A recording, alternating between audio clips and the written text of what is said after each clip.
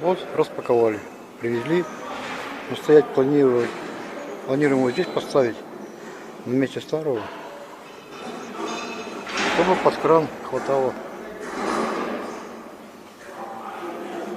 Маленько если подвинуть и все.